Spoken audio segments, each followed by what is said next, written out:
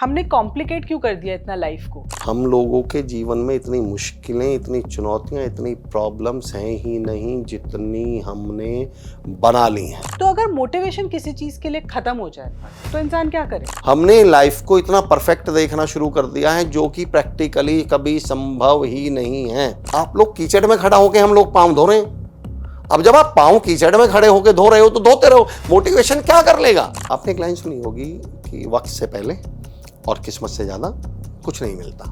अच्छा, ये लाइन्स आपने लिखी भी देखी होंगी रोड पे कभी, जब आप ट्रक के पीछे देखिए, ट्रक के पीछे और ऑटो के पीछे, टेम्पो के पीछे, कभी किसी मर्सिडीज के पीछे लेके देखिए, BMW के पीछे, ऑडी के पीछे, हवाई जहाज के पीछे।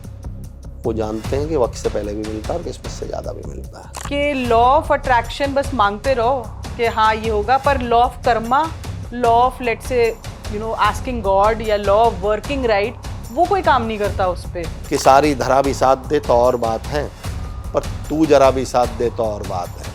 और चलने को तो एक पाँव से भी चल रहे हैं लोग, पर दूसरा भी साथ दे तो और बात है। जब अफर्मेशन भी साथ दे, मैनिफेस्टेशन भी साथ दे, प्लस एक्शन भी वो जो लॉ ऑफ अट्रैक्शन है ना, मैं उसको तोड़ के पढ़ता हूं, लॉ ऑफ एट रिएक्शन। तो क्या फियर को सिर्फ डिस्ट्रक्टिव वे में यूज कर सकते हैं, कोई पॉजिटिव वे में नहीं यूज कर सकते कि वो बंदा उस फियर को पॉजिटिवली लेके लाइफ को चेंज करे? नदी के किनारे चल चल कर एक बात तो तय है कि हम कभी डूबेंगे नहीं, पर भाई ये भी तो तय है कि हम पार नहीं उतरेंगे। तो ये कंपैरिजन की जो भावना है जो आपको ऐसा फील कराती है कि आप वर्थ इट नहीं हो, वो कैसे अपने दिमाग से निकाली जाए?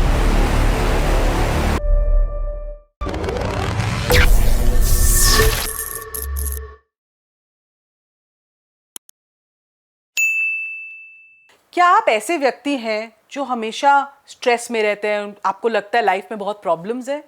क्या आपको लगता है कि ऑफिस में और लोगों को ज़्यादा प्रेज मिलती है और आपको कम मिलती है?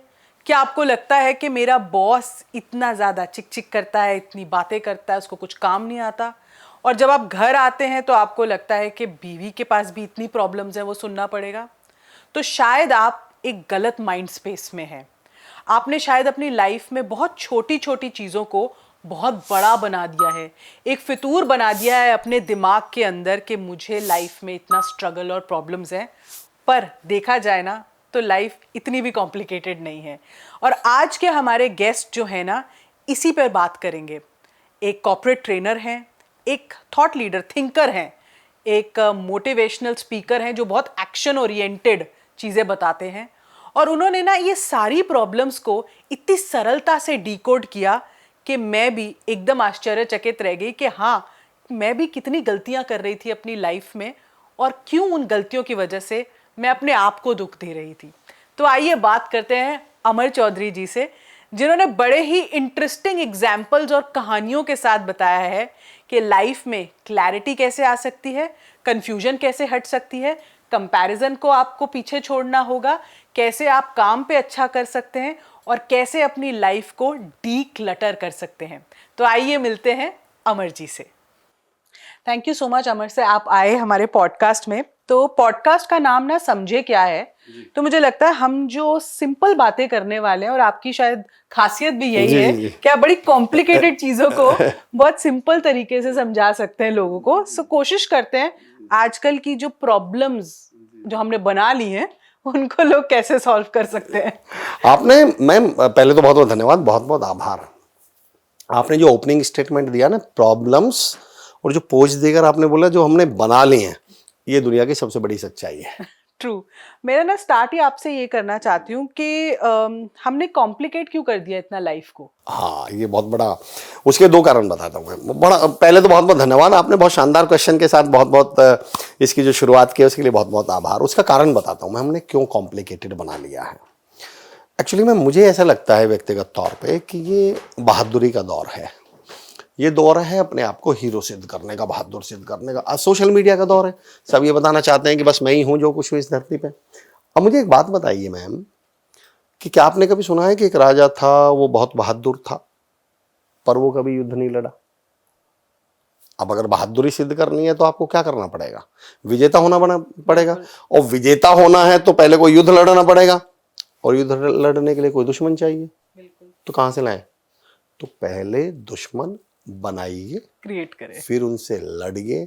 मैं हमेशा कहता हूँ कि इतनी चुनौतियाँ, इतनी, आपने बड़ा अच्छा ओपनिंग स्टेटमेंट दिया है, हम लोगों के जीवन में इतनी मुश्किलें, इतनी चुनौतियाँ, इतनी प्रॉब्लम्स हैं ही नहीं जितनी हमने बना ली हैं। और उसका कारण बताता हूँ क्यों बना ली हैं। मैंने कहा ना, हीरो बनने का दौर है, विजेता बनने का दौर है। अब एक बात बताइए कि आपने कोई मूवी देखी है जिसमें हम कहें कि उसमें एक हीरो है पर कोई विलन नहीं है? ऐसा संभव है क्या? हीरो दिखाने के लिए किसी को आपको क्या दिखाना पड़ेगा? विलेन। विलन दिखाना पड़ेगा। भाई हीरो कौन? जो चुनौतियों का, मुश्किलों का, समस्याओं का सामना करे। अब बड़े गौर से मेरी बात को सुनिएगा, जो मैं कह रहा हूँ कि इतनी प्रॉब्लम्स है नहीं, हमने बनाई हैं, सिद्ध करके बताता हूँ मैं। बॉलीवुड में फिल्में बनती हैं सर, बॉलीवुड में हमें हीरो चाहिए और हीरो के लिए प्रॉब्लम्स चाहिए। तो किन मुद्दों पर हमारी फिल्में बनती है? देखिएगा आप, आतंकवाद, क्योंकि हमारे यहाँ क्या है, कश्मीर है, आतंकवाद है, तो उससे कौन लड़ेगा? हमारा हीरो। तो वो व्यक्ति कौन बन जाएगा? हीरो बन जाएगा। अच्छा, आतंकवाद पे नहीं बनेगी तो किस पे बनेगी? गरीबी पे। हमारे यहाँ समस्या क्या है? गरीबी। तो गरीबी से कौन लड़ रहा है? फिर वो क्या बन जाएगा? हीरो। अदरवाइज वो किससे लड़ेगा? करप्शन से। तो करप्शन से लड़ेगा तो क्या बन जाएगा? वो हीरो। अब मुझे एक बात बताइए, क्या हॉलीवुड में इस तरह की प्रॉब्लम्स है? गरीबी बहुत ज्यादा है क्या? वो क्या करप्शन बहुत ज्यादा है? क्या आतंकवाद बहुत ज्यादा है? पर हीरो उन्हें भी बनाना था। तो अब गौर करिए, उन्होंने क्या कहा? उन्होंने काल्पनिक समस्या बनाई कि कोई दूसरे ग्रह से एलियंस आएंगे और धरती पे कब्जा कर लेंगे, और उनसे उनका हीरो लड़ रहा है। मैं कहता हूं भाई साहब, कौन एलियन आने वाले थे? कौन से ग्रह से आने वाले थे? पर हीरो तो उन्हें भी चाहिए। तो हमने भी दूसरे ग्रहों से प्रॉब्लम्स उतारी हुई हैं। हमारे खुद के जीवन में इतनी प्रॉब्लम्स हैं ही नहीं। एक शेर, 4 लाइन मुझे बहुत पसंद है, हालांकि मुश्किल है, पर मैं मानता हूं तमाम जो लोग सुनने वाले हैं उस तक पहुंचेंगे। कि बैठे बैठे फेंक दिया है आतिशदान में क्या क्या कुछ। एक वन ऑफ माय फेवरेट शेर है कि सोचा ये था वक्त मिला तो टूटी चीजें जोड़ेंगे, अब कोने में ढेर लगा है, सारा कमरा खाली है।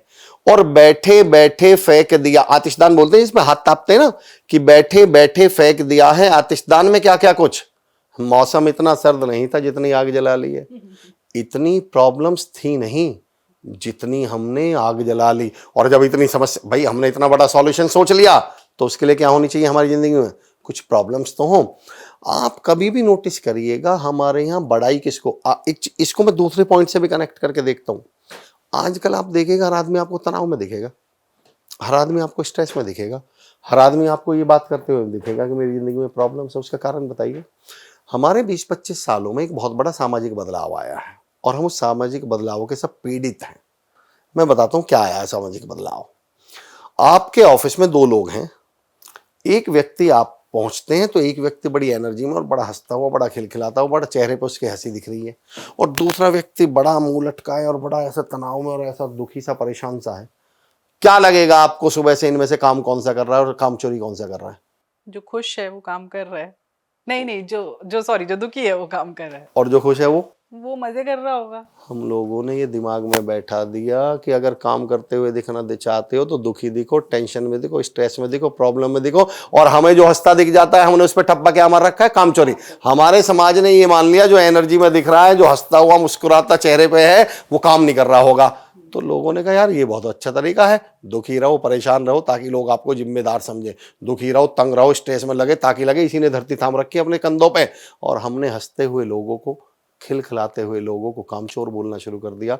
हंसते और एनर्जेटिक लोगों को, मैं तो कहता हूं हमारे जॉब्स में इतने स्ट्रेस, इतने तनाव है नहीं जितने हमने बना रखे हैं। क्यों? अगर हम ना बनाएं तो आप ही हमें किसमें, मैं इसको परिवार के स्तर पे लेके चलता हूं।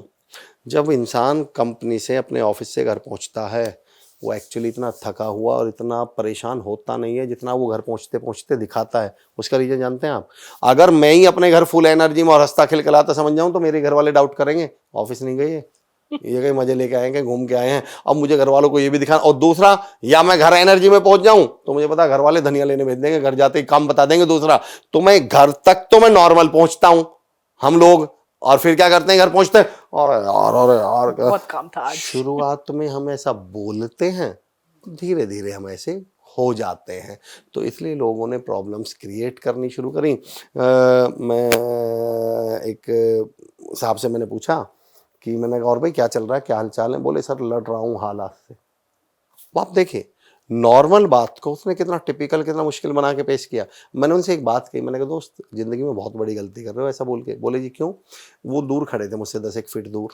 मैंने कहा जरा मुझसे लड़ के दिखाना, तो वो मेरे पास आने लगे।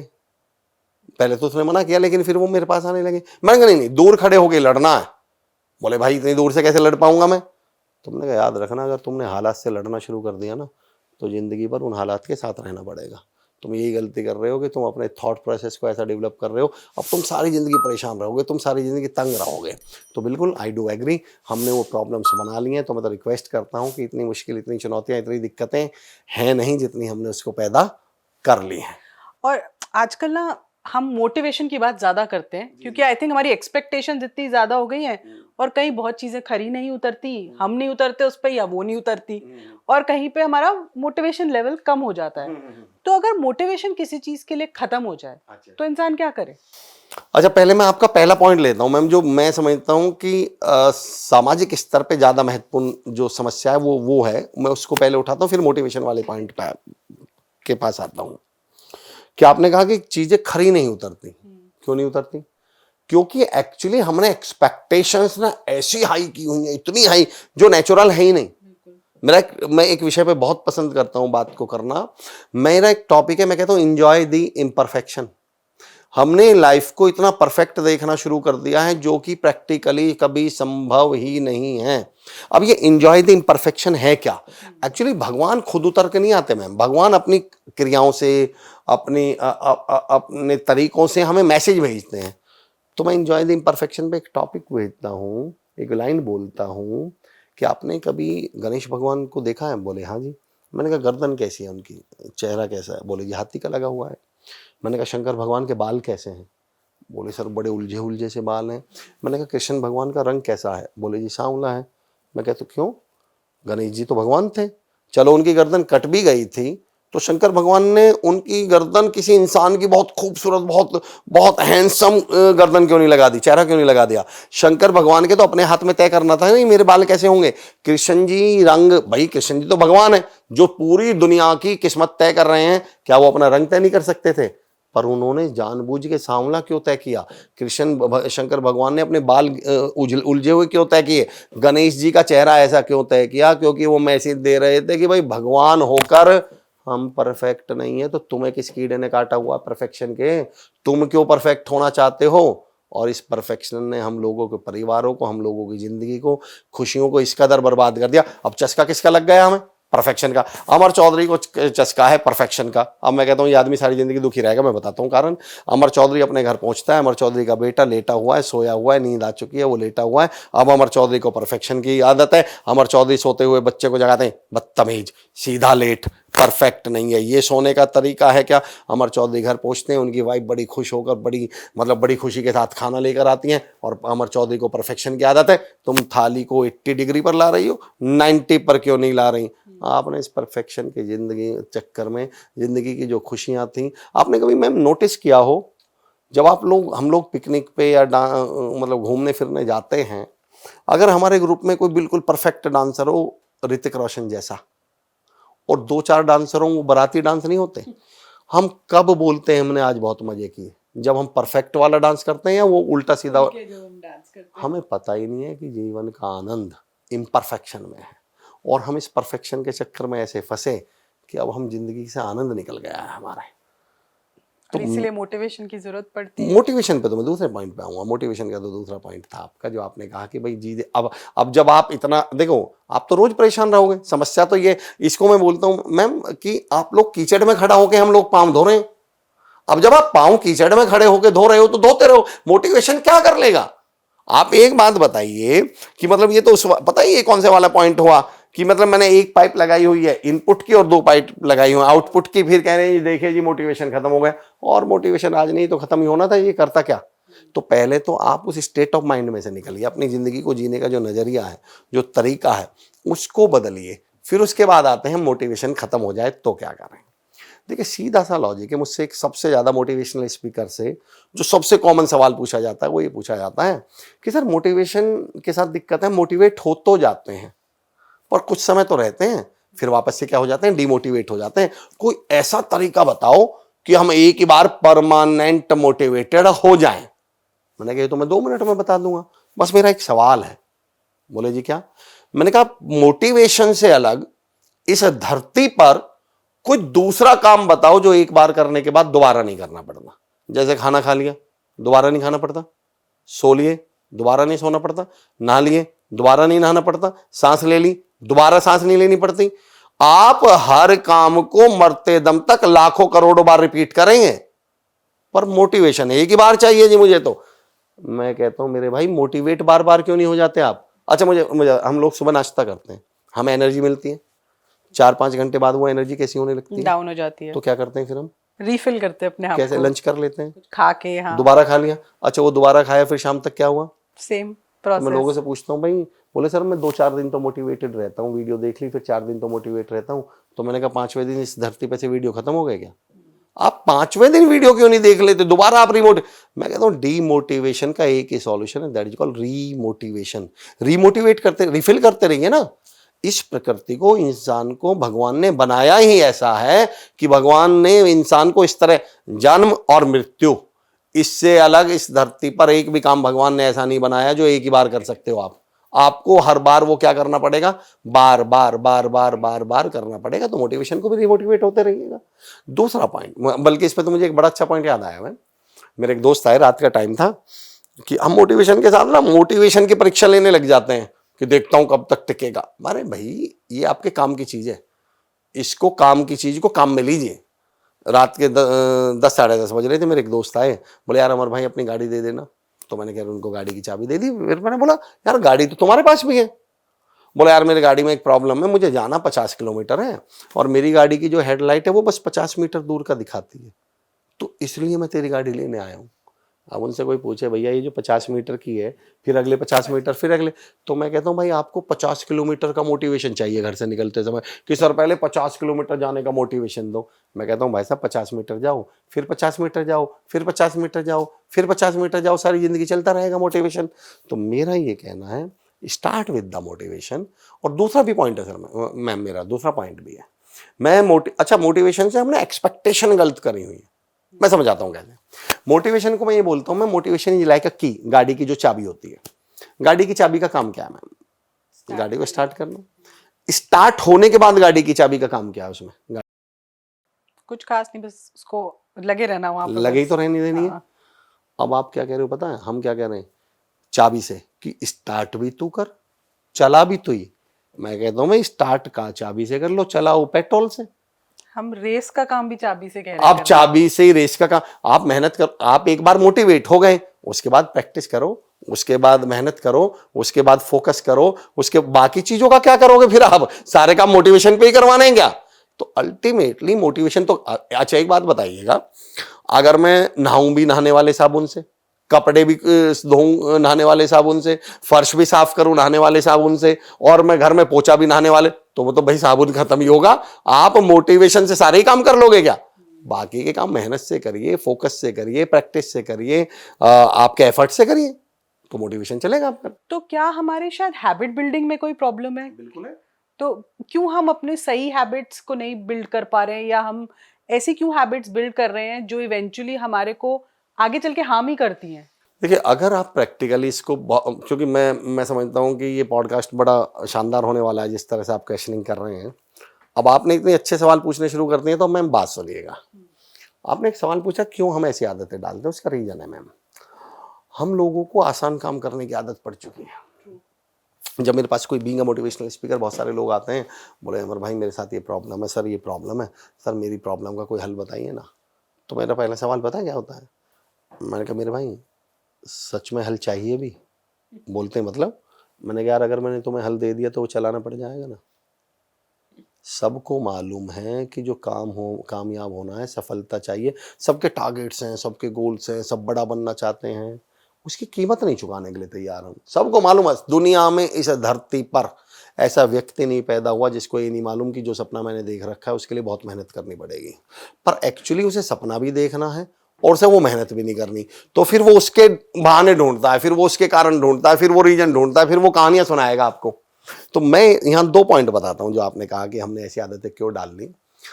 एक मुश्किल उदाहरण देता हूँ मैं, बहुत बारीक उदाहरण है, मुझे बहुत पसंद है, पर बारीक है, बहुत कम लोगों को पहुँचने में 10-15 सेकंड लग जाते हैं, पर उम्मीद है कि लोग पहुँचेंगे। एक बार मैं एक होटल में रुका हुआ था, ट्रेनिंग के लिए गया हुआ था, बाहर निकला रात के टाइम 9-9:30 बजे वॉक के लिए, तो मैंने देखा एक लड़का कुछ ढूंढ रहा है। तो मैंने क्या हुआ, बोले सर मेरी अंगूठी खो गई। बोला सर सोने की अंगूठी थी। तो मुझे भी बड़ा लगा यार, इसका तो बहुत नुकसान हो गया। मैं भी ढूंढवाने लगा, 5, 10, 12, 15 मिनट हम लोग ढूंढते रहे, 10, 12, 15 मिनट हो गए। मैंने कहा यार कुछ ध्यान है, कुछ आइडिया, किधर गिरी थी? समझ मैं, वो मेरा हाथ पकड़ के ले गया मुझे 100 मीटर दूर। अच्छा। बोले सर यहाँ गिरी थी। मैंने कहा भाई फिर तू बेवकूफ है, फिर वहां बहुत बारीक लाइन है मैम। मैंने कहा फिर वहां क्यों ढूंढ रहा है? बोला सर यहाँ अंधेरा है ना, वहां उजाला है ना। उसको अच्छी तरह मालूम है कि अंगूठी मुझे यहाँ मिलेगी, हम सबको मालूम है कि सफलता यहाँ मिलेगी, पर यहाँ अंधेरा बहुत है ना, यहाँ कष्ट बहुत करने पड़ेंगे ना, एफर्ट बहुत करने पड़ेंगे ना। तो हमने काम किस जगह पे करना शुरू कर दिया जहाँ आसान है पर कामयाबी नहीं है। हमको मालूम है यहाँ आसान तो है, उजाला तो है, पर अंदर अंदर हम ये भी जानते हैं यहाँ कामयाबी नहीं है। हम ऐसी जगहों पर कामयाबी ढूंढ रहे हैं जहाँ मिलनी नहीं है। और फिर उसका अब ये तो नहीं कह सकते मैं गलत हूं, फिर उसका दोष किसको दीजिए? फिर लोग बोलते हैं दुनिया बहुत ऐसी है जी, दुनिया मतलब ये है जी। फिर डायलॉग, ये जो डायलॉग आते हैं ना, यहां से आने शुरू होते हैं। अरे सर फिर वो ये अच्छा एक बात बताइए, फिर वो ये कैसे मान ले कि मैं लापरवाह हूं, ये कैसे मान ले मैंने काम नहीं किया? तो फिर जब वो लौट के वापस जाएगा तो कहानी किस चीज की सुनाएगा? अरे मैं तो सर कामयाब हो जाता, पर लोगों ने, दोस्तों ने गद्दारी कर दी, रिश्तेदारों ने साथ नहीं दिया। मेरा ये टॉपिक नहीं है, पॉइंट नहीं है। नहीं तो मैं कई बार लोगों से पूछता हूँ, जब कोई बोलता है अरे सर रिश्तेदार किसी के नहीं होते, इन्होंने ये मदद नहीं करते काम, मैंने कहा सारी बात छोड़ दो, मैंने तुम्हारी बात मान ली कि रिश्तेदार कामयाब होने में मदद नहीं करते। मेरा तो दूसरा सवाल है, बोले जी क्या? मैंने कहा एक बच्चे को, मुझे यूपीएससी बनना है, यूपीएससी क्लियर करनी है, आईएएस बनना है मैम, मेरे आईएएस बनने में रिश्तेदार योगदान क्या करेंगे मुझे ये बताओ। और अगर कोई मेरा रिश्तेदार ठान ले कि मुझे आईएएस नहीं बनने देना, तो मुझे रोक कैसे लेगा वो? चलो मान लिया मेरा रिश्तेदार ना लाएगा, बदतमीज है, दुनिया बदतमीज है, वो मुझे आईएएस बनने से रोकेगी कैसे? मेरा तो ये सवाल है। मेरी कॉपी फाड़ देगी, मेरा रोल नंबर चुरा लेगी, मेरी बाइक में कर क्या लेंगी वो मेरा? एक्चुअली मुझे ही कुछ नहीं बनना था। या फिर हम दूसरा इल्जाम किस्मत पे भी डाल देते हैं कि लोग नहीं तो किस्मत नहीं है मेरी, ये किस्मत में नहीं लिखा। देखो मैं दो चीजें मानता हूँ प्रैक्टिकली, मैं इस पे दो पॉइंट है मेरे, जो आप कह रहे हैं बड़ा अच्छा पॉइंट है। पहला पॉइंट तो ये है जो आप कह रहे हैं, आपने एक लाइन सुनी होगी कि वक्त से पहले और किस्मत से ज्यादा कुछ नहीं मिलता। अच्छा ये कितना लाइन्स आपने लिखी भी देखी होंगी रोड पे, कभी जब आप ट्रक के निकलते, पीछे देखिए, ट्रक के पीछे और ऑटो के पीछे, हाँ। टेम्पो के पीछे, कभी किसी मर्सिडीज के पीछे लिखी देखी? बीएमडब्ल्यू के पीछे, ऑडी के पीछे, हवाई जहाज के पीछे? वो जानते हैं कि वक्त से पहले भी मिलता है और किस्मत से ज्यादा भी मिलता है। फिर ये बहुत रिस्पेक्ट के साथ, ये केवल उदाहरण में ऑटो आ रहा है, केवल उदाहरण में, मैं तो सबको मेहनत कश मानता हूँ, बहुत मेहनती लोग हैं, पर ये वहीं क्यों लिखी मिलती है टेम्पो की, लोडिंग रिक्शा के पीछे? मैं बताता हूँ। अमर चौधरी घर से निकला, इंदौर पहुंचा और बोला ये कर देंगे वो कर देंगे, कर कुछ नहीं पाया, लास्ट में लोडिंग रिक्शा चला रहा है। और मुझे मालूम था एक दिन तो मैम टकराएंगे, एक दिन तो कोई ना कोई जान पहचान वाला मिलेगा। अब जैसे ही मेरा तो कोई दोस्त वहाँ मिलता है, मुझसे बोलता है यार अमर भाई तुम्हारी ये हालत कैसे हो गई? मैं बोलता हूँ पीछे देखो, पीछे तो देखो, पीछे क्या लिखा हुआ है? वक्त से पहले किस्मत से ज़्यादा कुछ नहीं मिलता। तो हम लोगों को जब मैं इसमें एक बात मानता हूँ, मैं एक लोगों से हमेशा कहता हूँ देखो भाई लाइफ आपकी है, आप बिल्कुल बहाने बना सकते हो, दुनिया की कोई ताकत आपको रोक नहीं सकती। बस मेरी एक बात याद रख लीजिएगा, जिसने ज़िंदगी में एक बार बहाने बना लिए फिर वो दोबारा कुछ बना नहीं पाएगा, ना मकान, ना दुकान, ना करियर। ये आपको तय करना है कि या तो ये बना लो, बनाओ इसमें। अच्छा आपको किसी को जस्टिफाई भी करने की क्या जरूरत है? मैं तो कहता हूं आलसी हो तो पड़े रहो आलसी। मैं तो दूसरा पॉइंट कहता हूं मैम, क्या कभी मुझे प्रधानमंत्री कार्यालय से कोई फोन आने वाला है कि हे उठो अमर चौधरी भारत को बदल के दिखाओ? पड़े रहो, पूछी कौन रहा आपको? पर फिर सफाई क्यों देते घूम रहे हो? नहीं करना मत करो मेहनत, सारे दिन आपको रील चलानी है चलाओ, पर फिर ये कहानी क्यों सुनाते फिर रहे हो सोशल मीडिया पे कि रिश्तेदार ऐसे, दुनिया वैसी, दोस्त ऐसे, किस्मत ऐसी? फिर इतना कहने की तो हिम्मत रखो या कहो मत, बोले जी हमने कुछ नहीं किया। मेरे स्टूडेंट अनुराग, ओनू बोलता हूँ मैं उनको, उनकी एक लाइन थी, उन्होंने एक बड़ी अच्छी लाइन लिखी उसने कि वो कौन था जिसने मुझे मेरी राह से भटका दिया, वो कौन था जिसने मुझे जंजीरों में जकड़ा दिया, वो कौन था जिसने मुझे गलियों में बहका दिया। और फिर वो आंसर लिखते हैं वो मैं ही था जिसने मुझे मेरी राह से भटका दिया, वो मैं ही था जिसने मुझे मंजिल से बहका दिया। सबको पता है कि अगर मैं कामयाब नहीं हूँ, मैं वहाँ नहीं पहुँचा, उसका कारण मैं खुद हूँ। पर ये कलेजा चाहिए स्वीकार करने के लिए। पर मैं लोगों से एक सवाल पूछता हूँ कि चलो तुमने लास्ट में ये सिद्ध भी कर दिया कि तुम्हारी नाकामयाबी का रीजन कोई और है, मान लेता हूँ, तो क्या ये सिद्ध करने से आपके बच्चे अच्छे स्कूल में पढ़ लेंगे? ये सिद्ध करने से आप वो लग्जरी लाइफ जी लोगे जो जीना चाह रहे थे? ये सिद्ध करने से आपके फैमिली उस तरह की जीवन जी पाए? तो मैंने कहा सिद्ध किसके लिए कर रहे हो? तो कुल मिला के मुद्दा ये है कि एक बार इसका सामना ही करके देख लो। इससे अच्छा तो एक बार बहानेबाजी छोड़ के कंबल से बाहर निकल के सामना बड़ा मशहूर शेर है, मैं साहब का नाम, मतलब मुझे बहुत पसंद है ये लाइन, कि कब तक इन चुनौतियों का, इन परेशानियों का, इन किस्मत का, इन दिक्कतों का रोना रोएंगे हम। वो ये कहते हैं कभी तो मुझसे मिल, कभी तो मेरी दीद कर, मेरी दिवाली कर, कभी तो मेरी ईद कर। और शेर ये है जो मैं सुनाना चाह रहा हूँ कि कब तक चिराग अपना हवा से बचाएगा, उठ और हवा के गाल पे चाटा रसीद कर। कभी तो उठिए यार, कभी तो एक वक्त आएगा, आज नहीं तो कल उठना पड़ेगा, कल नहीं तो परसों उठना पड़ेगा। आपको बस ये तय करना है कि उस वक्त से पहले उठना है, इससे पहले कि 4 लोग आपको उठाएं, बस उससे पहले उठ जाइएगा, मेरा ये कहना है। एक जगह सर मुझे लगता है आपने ना बात की कि हमको आसान चीज करने की आदत हो गई है, तो आजकल, और आप भी इसके बारे में बात करते हो एंड विद फुल फेथ, मुझे भी लॉ ऑफ अट्रैक्शन में फेथ जरूर है, पर मुझे लगता है कि हमने उसको ना अपनी वो आसान हैबिट का घुमा फिरा के पार्ट बना लिया है कि लॉ ऑफ अट्रैक्शन बस मांगते रहो कि हाँ ये होगा, पर law of Karma, law of let's say asking God या लॉ ऑफ वर्किंग राइट, वो कोई काम नहीं करता उस पे। मैं आपको सही बताऊं, मैं बड़ी शानदार आपने पॉइंट शेयर दिया। इवन अभी अमित सर के साथ मेरी बातचीत चल रही थी, सेम हम लोग ये डिस्कस कर रहे थे कि हम मैनिफेस्टेशन और लॉ ऑफ अट्रैक्शन को मेहनत का विकल्प मानने लगे, आई वुड से कि रिप्लेसमेंट मानने लगे। नहीं, मैं हमेशा एक थ्योरी को यकीन करता हूं, मैम चीजों को रिप्लेस नहीं करना, प्लस करना है। मैनिफेस्ट भी कीजिए, अफर्मेशन भी कीजिए और एक्शन भी लीजिए, तब जाकर ये चीजें जिंदगी में कामयाबी मिलने वाली है।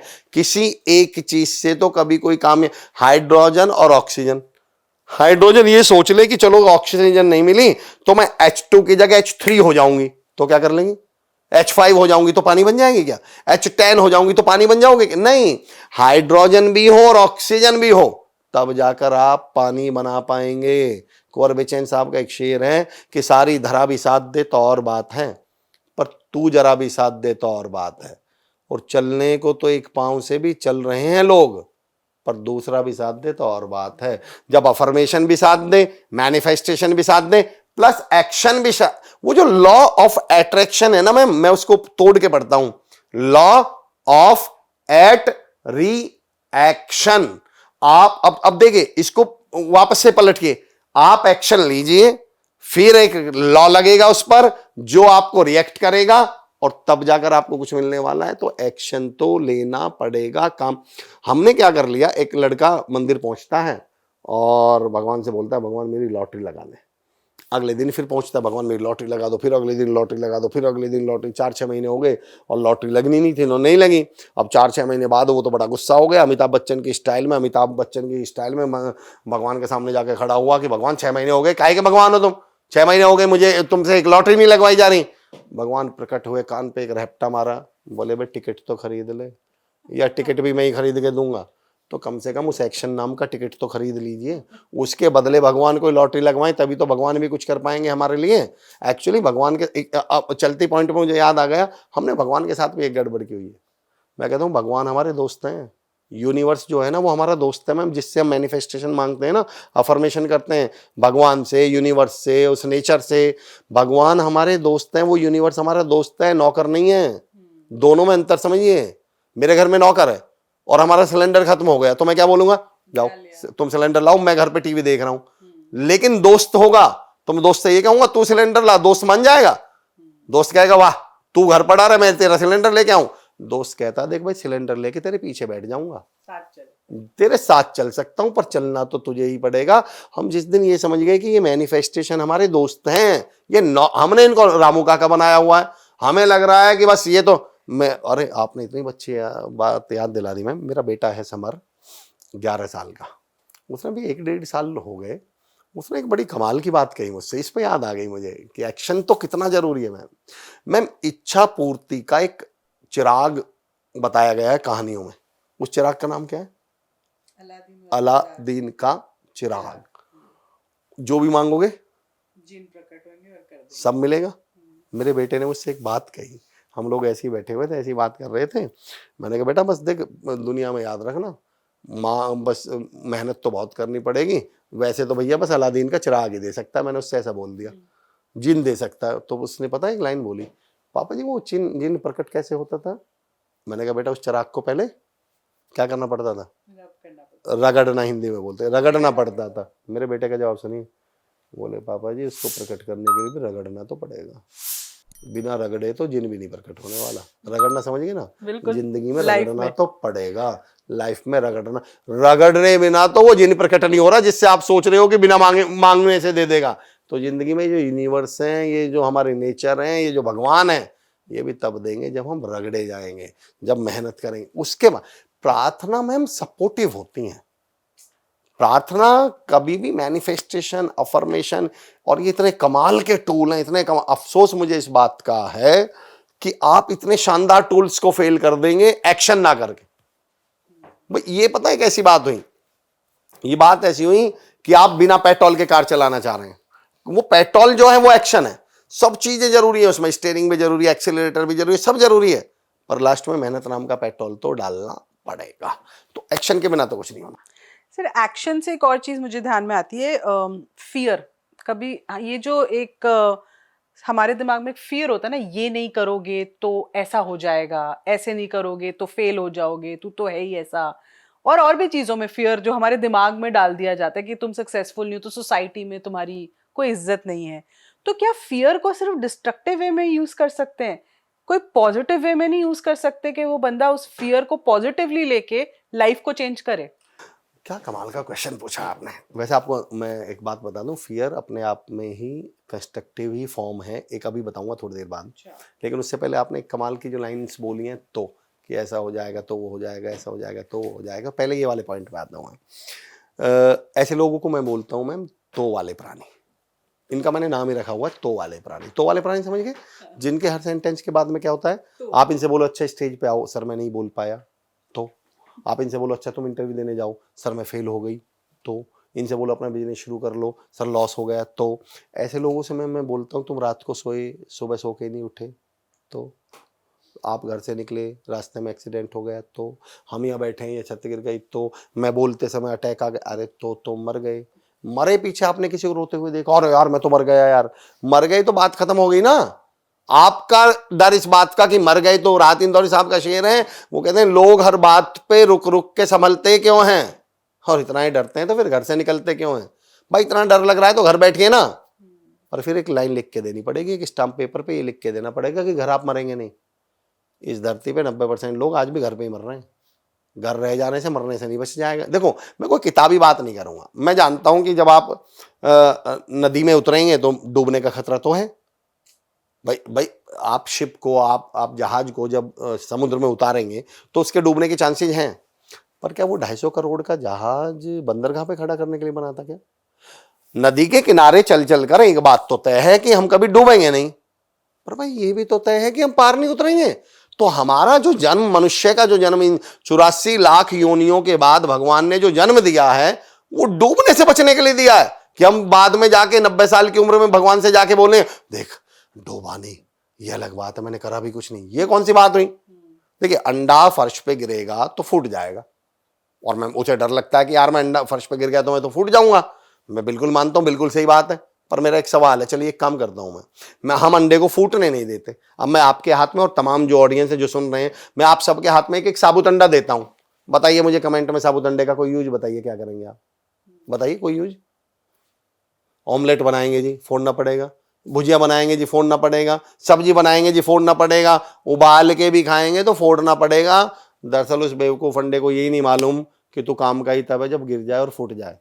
इसलिए मैं लोगों से कहता हूँ उठिए, रिस्क लीजिए, कोशिश करिए, फेल हो जाइए, चोट खाइए और वैल्यूएबल बन जाइए, काम के बन जाइए, और या फिर बचे रहिए, मत गिरिए, मत फूटिए। फिर सारी जिंदगी आपके घर वाले आपका इंट्रोडक्शन करवाएंगे, ये हमारा बड़ा बेटा, ये छोटी बेटी और ये अंडा। भगवान ने अच्छे खासे इंसान पैदा किए थे, हम अंडा बनने पे तो ले हुए हैं। तो आपको ये तो तय करना पड़ेगा कि भैया डर तो लगेगा। डर मुझे भी लगा फासला देखकर, पर मैं चलता रहा रास्ता देखकर, और खुद ब खुद मेरी ओर बढ़ने लगी मेरी मंजिल मेरा हौसला देखकर। किसने कहा डर नहीं लगता? सबको डर लगता है। दुनिया में सबसे बड़ा झूठ है। मैं पिछले 20 साल से मोटिवेशनल स्पीकर हूं, पब्लिक स्पीकर हूं। आज भी स्टेज पे जाते समय हार्ट बीट बढ़ जाती है, नाप लीजिए आप खुद। मैं इस बात को तस्दीक करेंगे तो खुद एग्री करेंगे। हम जितने तमाम बड़े से बड़े स्पीकर आपने देखे होंगे, आज भी जब क्राउड के सामने खड़े होते हैं ना स्टेज पे बोलने, डर लगता है। डर तो लगेगा ही। अब जो आपने वर्ड यूज किया था कंस्ट्रक्टिव, अब मैं बताता हूँ मैम। एक्चुअली डर की दो फॉर्म होती हैं मैम, एक फियर और एक फोबिया। हम इसमें अंतर नहीं कर पाते। अंतर बताता हूं दोनों में क्या है। फियर वो जो सबको लगे, फोबिया वो जो किसी पर्टिकुलर को लगे, मुझे ही लगे। उदाहरण देके समझाता हूं तमाम लोग जो सुन रहे हैं। मैम और आपसे भी पूछता हूं, 10वीं मंजिल से झांकते समय आपको डर लगता है क्या? कभी कभार मतलब नहीं चलो। लगता ये मान हाँ के मतलब लो। चलो, नहीं ऐसा नहीं लगता। जो आपके एक्सप्रेशन से लग रहा है हाँ वो मतलब आपको ऐसा कुछ नहीं लगता। नहीं लगता थोड़ा है। सा इफ आई एम केयरफुल मुझे नहीं लगता। आप में से कुछ लोगों को लगता होगा, कुछ को नहीं लगता होगा। मेरा अगला सवाल, 10वीं मंजिल से कूदते समय आपको डर लगता है? बिल्कुल लगता है। तो ये जो कूदते समय लगता है ये फियर है, और जो झांकते समय लगता है वो फोबिया है। अब आपका फियर दूर कर दूं क्या? कूदने वाला। अगर मैंने आपका कूदने से डरने वाला फियर दूर कर दिया तो अगले दिन मर जाएंगे हम। फियर कंस्ट्रक्टिव होता है हमेशा। फियर तो हमें डूबने से, फियर हमें बचाता है, अलर्ट करता है, मोटिवेट करता है, आगे बढ़ाता है। हमें दूर करना था फोबिया, और हम दूर करने में क्या लगे हुए हैं? फियर दूर। डर दुनिया में सबसे बड़ा मोटिवेशन है, सबसे बड़ा फोर्स है दुनिया में डर। उदाहरण देके बताता हूं मैं आपको। बच्चा 8वीं 9वीं 11वीं में 7वीं में होता है, घर वाले पीछे पड़े रहते हैं, पढ़ ले पढ़ ले पढ़ ले, बच्चा किताब की तरफ देखता भी नहीं। फिर वही बच्चा 10वीं और 12वीं में आता है, 12-12 घंटे किताब में यूं पड़ा रहेगा। क्यों? अक्ल डार निकल गई इसकी। क्या हो गया? कुछ नहीं है, डर लग रहा है फेल हो उसे। जाऊंगा डर बोर्ड्स में। जो बोर्ड एग्जाम का डर है ना, उसने उसको पढ़ने बैठाया है। आप तो दिल्ली से हैं। दिल्ली में लोग जब राइड करते हैं, टू व्हीलर चलाते हैं, तो हेलमेट पहनते हैं? कुछ तो पहनते ही हैं। नहीं, दिल्ली में। हाँ पर पहनते अगर आप दिल्ली में देखेंगे तो आप देखेंगे कि 100% लोग काफी पहनते हैं। लगभग चालान का डर है सबको। हाँ। आप किसी गांव में चले जाइए, क्यों नहीं पहन रहा वो? वही सेम आदमी जो दिल्ली में हेलमेट, सेम आदमी। इवन में चलो, हम सब दिल्ली एनसीआर वालों ने एक चीज नोटिस की हुई है। हम अपने घर से निकलेंगे, गांव से निकलेंगे, बिना बेल्ट के चलेंगे गाड़ी में, बिना सीट बेल्ट लगाए हुए। जैसे ही दिल्ली में घुसने वाले होंगे सीट, तो आपको क्या लग रहा है? मैं अलर्ट हो गया, मतलब अब मैं जागरूक हो गया।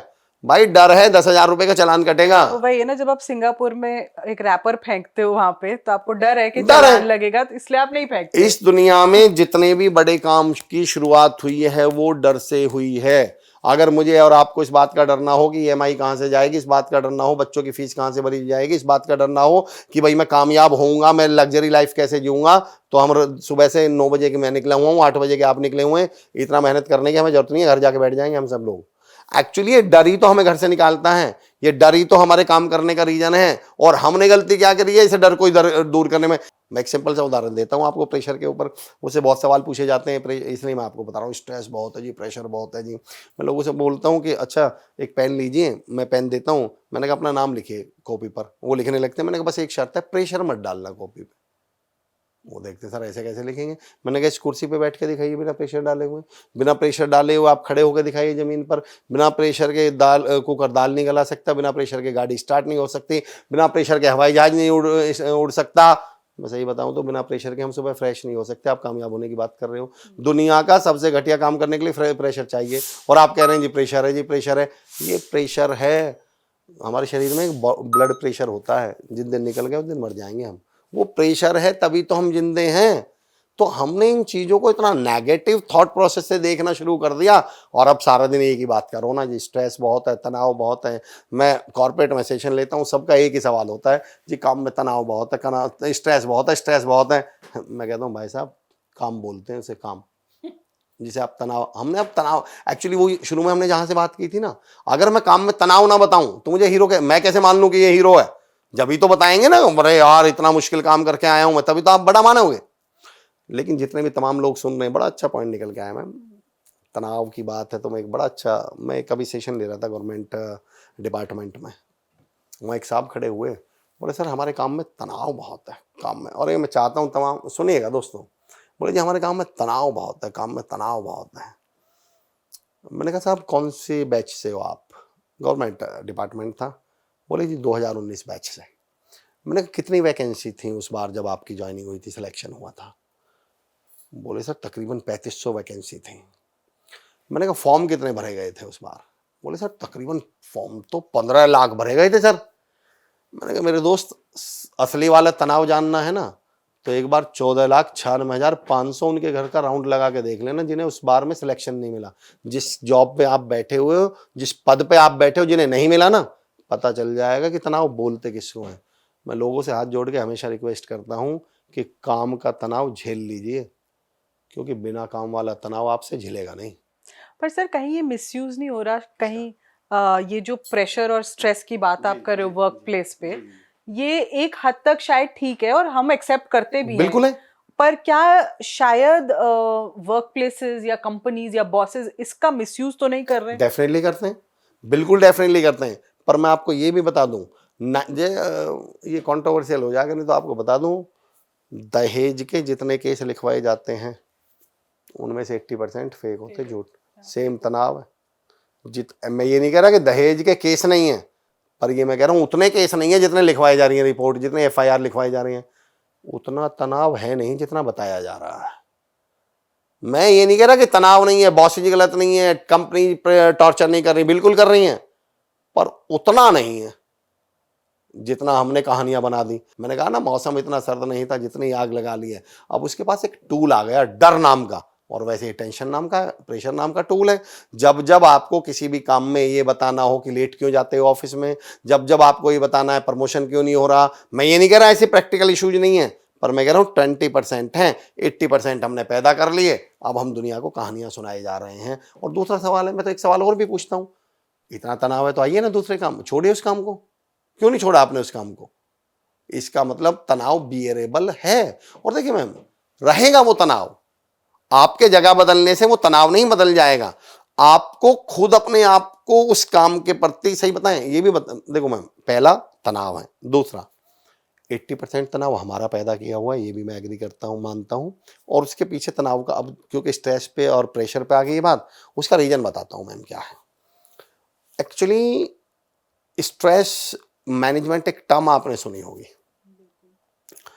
और मैं ये कहता हूं मुझे इस टर्म से ऐतराज है। मैं शब्दों पे थोड़ा बहुत जो काम कर पाया हूं, मैं कहता हूं कभी आप नोटिस करिए मैनेजमेंट शब्द हमने किन चीजों के सामने लगाया। Time management, money management, people, जो कोर्सेज होते हैं, जो स्किल्स होती हैं वो कौन सी होती है? Time management, people management, money management. क्यों टाइम को मैनेज क्यों करते हैं हमें? क्योंकि टाइम हमारी जिंदगी का हिस्सा है, टाइम के बिना हम जिंदगी कैसे जिएंगे। पीपल मैनेजमेंट मैनेज क्यों किया जाता है लोगों को? क्योंकि भाई लोगों के साथ जिंदगी गुजारनी है, लोग ही नहीं होंगे तो हम किसके साथ जिएंगे। मनी मैनेजमेंट, मनी को मैनेज क्यों किया जाता है? अरे भाई पैसे के साथ जिंदगी गुजारनी है, पैसा नहीं होगा तो हम क्या करेंगे। मैं लोगों से सवाल पूछता हूँ, भाई ये स्ट्रेस को मैनेज क्यों करते हो आप लोग? ये बुआजी का लड़का है क्या? इसके साथ जिंदगी गुजारनी है क्या? पहले हम स्ट्रेस को पैदा करेंगे, फिर स्ट्रेस को मैनेज करेंगे, और फिर कहेंगे जी तनाव बहुत है। हम वही कीचड़ में खड़े होकर जो पैर धोने वाली बात मैंने कही थी।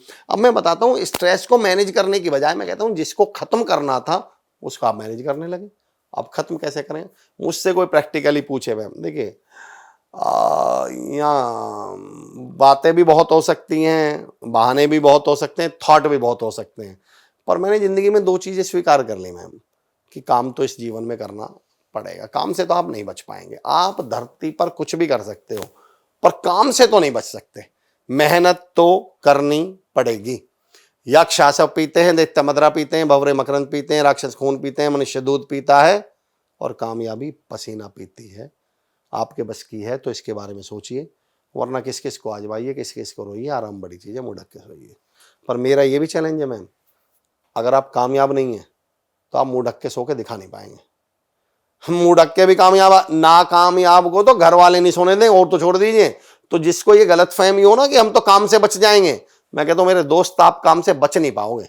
आप सिर्फ इतना कर सकते हो कि मैंने एक गाड़ी ली EMI पर, और इस बार EMI नहीं चुकाई, और मैंने सोचा मैं EMI से बच गया। नहीं साहब, अगले महीने विद पेनल्टी देनी है। बोले सर अगले महीने भी नहीं दूंगा। तीसरे महीने ज्यादा पेनल्टी के साथ देनी है। बोले मैं नहीं दूंगा। छठे महीने ज्यादा पेनल्टी है, तब भी नहीं दूंगा। साल भर बाद गाड़ी भी खींचेगी और मकान भी कुर्क होगा, मकान की भी नीलामी होगी। तो अल्टीमेटली आपको काम तो करना पड़ेगा। आपके हाथ में सिर्फ इतना ऑप्शन है, या तो उसी को एंजॉय करते हुए खुशी के साथ कर लीजिए, या उसी स्ट्रेस के साथ रोते हुए कर लीजिए। मैं तो अपने जीवन में एक सबक सीखा हूँ, 2 पॉइंट के साथ इसको बात को कंक्लूड करता हूँ, प्रेशर वाली और काम वाली।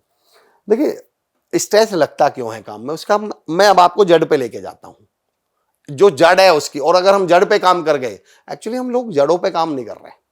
अब मैं जड़ बताता हूँ उसकी क्या है। रात के 2-2:30 बज रहे हैं, 3 दिन से आप कहीं पे काम में लगे हुए थे, ड्यूटी लग रही थी, और आप 3 दिन से बड़ा काम में, बड़े स्ट्रेस में, बड़े तनाव में, और रात के 2:30 बजे आप ट्रेन से वापस लौट रहे हैं। रात के 2:30 बजे बहुत गहरी नींद में अचानक बच्चे के रोने की आवाज़ आती है, और आप बड़े फ्रस्ट्रेशन में, बड़े गुस्से में, बड़े चिढ़ में, और उठ के जैसे चांटा मारने वाले थे, पता चला अपना ही रो रहा है। अब हम क्या करते हैं, और मेरा बच्चा भूख लग रही है। मेरा क्वेश्चन, कहाँ गया आपका गुस्सा, कहाँ गई आपकी चिढ़, कहाँ गई आपकी फ्रस्ट्रेशन? इसका मतलब आपको बच्चे के रोने पे फ्रस्ट्रेशन नहीं थी, गुस्सा नहीं था, आपको दूसरे के बच्चे के रोने पे गुस्सा था। इस दुनिया में जो हम सबसे बड़ी गलती कर रहे हैं, हम में से 90% को लगता है कि हम दूसरे का काम कर रहे हैं। डॉक्टर को लगता है मैं पेशेंट का काम कर रहा हूँ, टीचर को लगता है मैं स्टूडेंट का काम कर रहा हूँ, हम जैसे मोटिवेशनल स्पीकर को लगता है मैं ऑडियंस के लिए काम कर रहा हूँ। हर आदमी को ऐसा लग रहा है, किसी को लग रहा है मैं देश पे एहसान कर रहा हूँ। विराट कोहली जब 100 रन बनाता, मैं ये कहता हूँ ना भाई साहब, इस गलतफहमी से बाहर आ जाइएगा। हम जो कुछ कर रहे हैं, वो जिस दिन हम ये समझ गए हम जो कुछ कर रहे हैं वो अपने लिए, और ये सबक मुझे मिला मैम आज से तकरीबन 12-13 साल पहले। मैंने अपना करियर एज ए टीचर शुरू किया था, और मैं तो एहसान मानता हूँ उस स्टूडेंट की, मेरे स्टूडेंट ने ये मतलब सबक मिला मुझे उससे। मैं अपने एक बच्चे की कॉपी चेक कर रहा था, तो बच्चा आया, बोला सर मेरी कॉपी दे दो। मैंने कहा हाँ बैठो बेटा, मैं तुम्हारा ही काम कर रहा हूँ। वो बोला एक्सक्यूज मी सर, आप मेरा काम नहीं कर रहे, आप अपना काम कर रहे हैं, मेरी कॉपी चेक करना आपका ही काम है। हमें लगता है कि अभी मैं ये पॉडकास्ट दे रहा हूँ, मुझे लग रहा है कि मैं मैम के लिए आया हूँ, मैम ने बुलाया, तो 2 पॉडकास्ट बिगाड़ लीजिए, तीसरा कोई बुलाना बंद कर देगा। हम जो कर रहे हैं ना अपने लिए कर रहे हैं। हमें टीचर जब बच्चे को पढ़ा रहा होता है उसे लगता है देखो यार मैं इन बच्चों को पढ़ा रहा हूँ, इनके लिए इतनी मेहनत करता हूँ। नहीं भाई साहब, आप 4 बार बच्चे आपके फेल हो जाए आपके स्कूल के, स्कूल बंद हो जाएगा। विराट कोहली जब 100 रन बनाता है ना, तो उसे लगता है कि मैंने भारत के लिए 100 रन बनाए हैं जी। मैं कहता हूँ 6 मैच में 0 पे आउट होकर देख लो भाई साहब, पता चल जाएगा भारत का चूल्हा बंद हो गया, अपना चूल्हा बंद हो जाएगा। ये हमें गलतफहमी है कि हम तो, मेरे एक सीनियर हैं प्रवीण पृथ्वी सर, बड़ी कमाल की शख्सियत हैं। एक दिन रात के 10:30 बज गए, LIC में बहुत सीनियर पोजीशन पे थे, रात के 10:30 बज गए, भाभी जी का फ़ोन आया। भाभी जी बोली टाइम देख रहे हो 10:30 बज रहे हैं, आज खाना भी LIC देगी क्या? जवाब सुनिए, वो बोले सुनिए, खाना तो पिछले 25 साल से LIC दे रही है, आप बस उसे रसोई में बना रही हैं। हम लोग ये समझ ही नहीं पाए कि जिस काम से हमें खर्चा चल रहा है, जिस काम से हमारे बच्चे शानदार स्कूलों में पढ़ रहे हैं, माँ बाप का बेहतरीन इलाज हो रहा है, लग्जरी लाइफ जी रहे, उसी काम का रोना बताते हैं कि जी काम में, जॉब में बहुत प्रेशर है, काम में बहुत तनाव है। मैं कहा जी अच्छा, लोगों से मेरी हाथ जोड़ के एक रिक्वेस्ट है, हम अभी समझ नहीं पा रहे हैं इस बात को। आप मुझे एक बात बताइए, अभी यहाँ इस टेबल पे गुड़ रखा हो और उसमें मक्खियाँ भिनक रही हों, और वो बार बार हमें डिस्टर्ब कर रही हो, मक्खियाँ भिनक रही हों, और आप एकदम अचानक बोलते हैं अभिजीत भाई से, क्या अभिजीत भाई जरा ये मक्खियाँ हटा देना, मक्खियाँ परेशान कर रही हैं। क्या करेंगे अभिजीत? उठा के, क्या उठा के? गुड़ को उठा के। मैंने क्या हटाने के लिए बोला था? इन्होंने गुड़ क्यों हटाया? क्योंकि मक्खियाँ किस में है? कहाँ तनाव किस में है? काम में। भगवान से ज्यादा मांग लिया ना कि तनाव दूर कर दे, तनाव दूर कर दे, भगवान काम दूर कर देगा। और जिस दिन भगवान ने काम दूर कर दिया, मैं लोगों से बोलता हूँ बिना काम वाला तनाव आप झेल नहीं पाएंगे। वो जो तनाव होता है ना, बच्चों की फीस कहाँ से जाएगी, वो जो तनाव होता है ना कि भैया किराने वाले का पैसा कहाँ से जाएगा, वो जो तनाव होता है ना महीने का किराया EMI कहाँ से भरी जाएगी, वो वाला तनाव हम लोगों से झेलेगा नहीं। इसलिए मैं कहता हूँ मेरे दोस्त, भगवान का हाथ जोड़ के शुक्रिया अदा करना कि काम वाला तनाव दे रखा है, अगर है भी तो। फिर से जो एक्सट्रीम सिचुएशन हो जाती है, जैसे अब हमने इतने केसेस सुने, लोगों ने सुसाइड कर ली क्योंकि काम का प्रेशर और स्ट्रेस इतना ज्यादा था, तो वो कैसे जस्टिफाई कर सकता है? छोड़ते क्यों नहीं आप? जब आप देखिए, मैंने अभी कहा तनाव को मैंने तुलना किससे करी? ब्लड प्रेशर से। मेरा ये कहना है, क्या मैं शरीर से बिल्कुल ब्लड प्रेशर खत्म कर दूं? तो मर जाएगा ना। पर जब आपको पता चल गया हाई BP है, आप अजीबोगरीब बात देखिएगा कि जो इंसान हिम्मत दिखा सकता है सुसाइड करने की, वो जॉब छोड़ने की हिम्मत क्यों नहीं दिखा पाया? भैया अगर आप में इतनी हिम्मत है, यहाँ हालांकि मैम मैं समाज के तौर पर मैं इसमें समाज को भी गुनहगार मानता हूँ। उसका रीजन बताता हूँ क्यों मानता हूँ।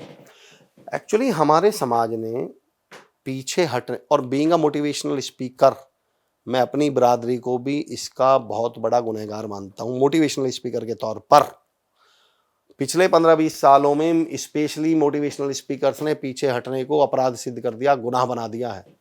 इस समाज ने, इस सोसाइटी ने, मैं तो कई बार कहता हूं, मैंने फेसबुक पे मोटिवेशनल स्पीकर होने के बावजूद एक स्टेटमेंट लिखा हुआ है कि शुक्र है कार का आविष्कार किसी मोटिवेशनल स्पीकर ने नहीं किया था, वरना ये इसमें रिवर्स गियर लगाते ही नहीं। बोले नहीं हमारी गाड़ी पीछे नहीं हटेगी, हम पीछे नहीं हटेंगे।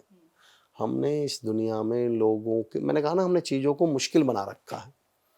इतनी कॉम्प्लिकेटेड लाइफ थी नहीं। समाज के तौर पे पीछे हटना हमने अपराध बनाया हुआ। बच्चे को मालूम है कि मैं इस जॉब में सरवाइव कर नहीं पा रहा हूँ, इसमें टॉर्चर बहुत है, इसमें स्ट्रेस बहुत है, और उसको मालूम है कि छोड़ के घर चला आया, घर वाले इतना स्ट्रेस दे देंगे, इतना टॉर्चर। अजीब गरीब बात देखिए, मेरा व्यक्तिगत तौर पे ये मानना रहा है, जाकिर खान साहब ने ये लाइन कही है, हालांकि इस लाइन को मैं बहुत दिनों से मानता और कहता भी आया हूँ, पर क्योंकि जाकिर खान साहब ने इसको बड़े शानदार अंदाज में कहा। जाकिर खान साहब ने कहा कि जो हमारे घर है ना, वो पहले युद्ध हुआ करते थे, महाभारत का भी युद्ध आपने देखे होंगे ना, तो उनमें एक रिलीफ कैंप हुआ करते थे कि रात को 6 बजे क्या हो जाएगी, लड़ाई बंद हो जाएगी, सारे योद्धा, सारे सैनिक कहाँ जाएंगे, कैंप अपने कैंप्स में। कैंप में वो भी है, कैंप में भी, कैंप में सब शांति है, और सुबह जाके फिर युद्ध में लड़ेंगे। मैं परिवार के तमाम पेरेंट्स से रिक्वेस्ट करता हूँ, भाई तमाम परिवार के लोगों से, कि जो घर है ना, ये रिलीफ कैंप होना चाहिए। जो सुबह काम पे निकला है, बहुत तनाव है उसकी ज़िंदगी में, मैं तो खुद कहता हूँ भैया उसे ज़िंदगी में बहुत चीज़ें झेलनी हैं, पर जब वो अपने घर आए तब तो उसे ऐसा लगना चाहिए कि मैं घर आया हूँ, मुझे सुकून मिलेगा, मुझे चैन मिलेगा। आज की डेट में अगर आप सबसे ज़्यादा तनाव की बात करें तो बता दूँ, ऑफिस से ज़्यादा तनाव कहाँ है, वो घरों में है। तो मेरी तो हाथ जोड़ के रिक्वेस्ट है, कम से कम इन घरों को रिलीफ कैंप बने रहने दीजिए, युद्ध का मैदान मत बनाइए। आदमी बर्बाद हो जाएगा, मर जाएगा, जिएगा कैसे वो आदमी, औरत, कोई भी हो। मुद्दा ये जो वर्किंग है, मैं वर्किंग लोगों के लिए बात कर रहा हूँ। एक और साथ में क्लैरिटी के ना, एक और सी मैं जोड़ती हूँ, कंपैरिजन का। ये जो इतने सारे हमारे सी क्यूब हो रहे हैं यहाँ पे, तो ये कंपैरिजन भी शायद लोगों को जीने नहीं दे रहा, और सोशल कंपैरिजन ने इसको और 10x कर दिया है। तो अब ये सोशल मीडिया में, मैं ये नहीं कह सकती आप सोशल मीडिया मत करो, आप इंस्टाग्राम मत करो, ये कोई प्रैक्टिकल सोल्यूशन नहीं है, और सब वही फोटोज डालेंगे, सबको दूसरों की फोटोज भी देखनी है, सब होगा। तो ये कंपैरिजन की जो भावना है, जो आपको ऐसा फील कराती है कि आप वर्थ इट नहीं हो, वो कैसे अपने दिमाग से निकाली जाए? देखो मैम, सच्चाई ये है, कुछ चीज़ों पे ना आपको स्ट्रांगली डिसीजन लेने होते हैं। जैसे मैं एक वीडियो में बात कर रहा था कि बोले जी मन नहीं करता जी, क्या करें, बोले जी इसका, अब 90% ये बताने बैठ जाएंगे कि मन कैसे करेगा। मेरा जवाब ये था, ना आज कर रहा, ना आज से 50 साल बाद करेगा। किसने बताया? आप मुझे एक उदाहरण ढूंढ के लाइए इस धरती पर जब किसी के मन ने कोई ढंग की बात कही हो। इस मन, आप, मैं कहता हूं आप थोड़ा, क्योंकि अब जब हम ऑब्जर्व करना शुरू करते हैं, मैं ये कहता हूं भगवान ने पहले दिमाग दिया, भगवान ने इंसान को दिल दिया, और दिल और दिमाग देने के बाद भगवान को समझ में आई ये तो मुझसे गलती हो गई। गलती कैसी हो गई? ये तो खुद भगवान बन जाएगा, मैंने इसको ताकत, इंसान के पास इतनी ताकत है, अगर भगवान, इंसान अपने दिल और दिमाग को ढंग में यूज कर ले तो साक्षात भगवान कहाँ है? हमारे अंदर।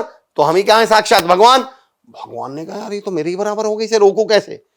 फिर भगवान ने लास्ट में दिया मन, और भगवान ने कहा बेटा अब तो कुछ भी करके दिखा देना, अंतरिक्ष में पहुंचना तो बहुत दूर की बात है, तो ऑफिस भी नहीं पहुंचेगा टाइम पे, क्योंकि अब तुझे क्या दे दिया मैंने? मन दे दिया।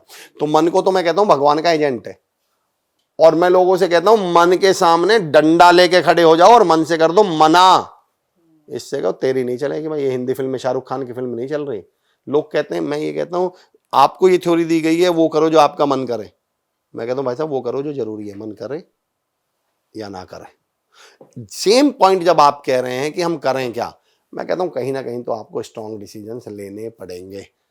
आप बिल्कुल सोशल मीडिया बंद नहीं कर सकते, पर आपको खुद से सवाल पूछने पड़ेंगे। किताबें, रिसाले, ना अखबार पढ़ना, मगर इस दिल को हर रोज एक बार पढ़ना। कहीं तो आपको अपने आप को बेहतर, तो कहीं तो सोचना पड़ेगा कि यार मैं क्यों इस फालतू के कंपैरिजन में पढ़ रहा हूं या पढ़ रही हूं। मैं तो मैंने शब्दों पे थोड़ा बहुत जो मैं काम करता हूं, मैं तो कंपैरिजन शब्द को ही कहता हूं भाई इसमें तो कम लगा हुआ है, तो ये तो तुम्हें पहले ही क्या कर देगा, कम बनाएगा। तुलना शब्द करिए मैम, गौर करिए, तुलना, इस शब्द में तो तू आया हुआ है, तू और ना भी। आप अच्छे खासे आप थे और आपसे तू बनने पे तुले हुए हो। मैं शब्दों को, मैं कहता हूं शब्द अपने आप मैसेज दे देते हैं कि ये काम करना है या नहीं करना। मुझसे किसी ने, मैं पता नहीं मुझे पॉडकास्ट पर, हाँ मतलब बोलना चाहिए, मुझसे किसी ने पूछा अमर भाई आपको कभी गुस्से में नहीं देखा, आपको गुस्सा नहीं आता, आप गुस्सा नहीं करते क्या? एक वर्ड है सर, दिल्ली एनसीआर में हमारे यहाँ बोला जाता है, हमारे गांवों की तरफ, मेरा गांव है चिरोड़ी गांव है लोनी में, गुथना एक शब्द होता है। गुथना समझते हैं आप? आपस में गुथ गए, लड़ाई हो गई, हाँ भिड़ गए।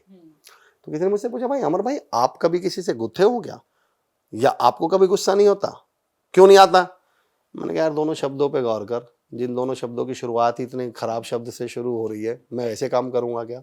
तो गुस्सा तो खुद ही कहता है कि मैं शुरू ही किससे हो रहा हूँ, गुथना तो खुद ही कहता है मैं शुरू ही के, तुलना तो खुद ही कह रही है यार मैं तू से शुरू हो रही हूँ, कंपैरिजन तो खुद ही कह रहा है भाई मैं कम से, मुझे करोगे तो कम ही बनोगे, जिंदगी में खुशियों में भी कम बनोगे, लाइफ में भी कम बनोगे, सक्सेस में भी। तो आपको यहाँ ना कट मारना पड़ेगा, उठ जाओ यहाँ से। एक आप जब मैं आपसे बात कर रही थी कि आपको कैसे इंट्रोड्यूस करूं, आपने कहा कि मैं एक कॉर्पोरेट ट्रेनर भी हूं, तो आप कॉर्पोरेट्स में जाते हैं, आप लीडर्स से मिलते होंगे, वहां पे टीम से बात करते हैं, तो क्या आज कॉर्पोरेट्स में या कहीं भी ऐसी जगह जहां आप काम करते हैं, लीडर्स अपना रोल समझते हैं या उनको भी आपको घुमा फिरा के कुछ कहानी सुना के समझाना बहुत पड़ता है? बहुत बहुत, क्योंकि पावर का अब मतलब ही कुछ और है उनके लिए शायद।